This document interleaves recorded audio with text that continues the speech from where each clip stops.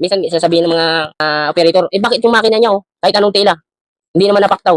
So guys, pag-usapan natin yung madalas ang pagpaktaw ng makina kahit kakapais pa lang. So, ang nagiging problema kasi diyan pag ganyang lalo sa tahian sa taytay, marami diyan, iba-iba. Pag nagbago kasi ng tela, minsan sa na-set up mo na sa tela na ganun, tapos papanibagong production na naman sila, ibang-ibang tela kasi. Kaya minsan kinabukasan, pag sinubukan sa ibang tela, pumapaktaw na naman, bumibigay ng paktaw na naman. Isa nagagalit yung may-ari, bakit? Pinakakapaayos lang yan.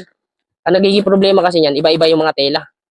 Hindi katulad sa pabrika kasi, pag may PO, isang PO na ibang tela, antimano lahat ng mga makina sinisitap yan sa isang tela. Kaya may posibilidad talaga na kinabukasan magpaktaw kasi iba na namang telang ino-operate nila o tinatahi nila. Lalo sa taytay, ang dami ng mga ganyan.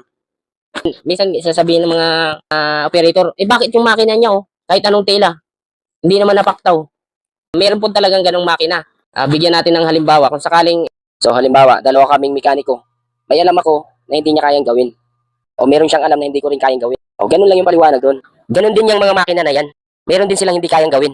Kasi tao lang din naman ang may gawa niyan. Hindi lahat ng makina ay pare-parehas ang kakayahan nila. So isa pang halimbawa, ikaw all around kang mananahi tapos yung isa hindi. Tingin mo kaya niya rin gawin ang ginagawa mo?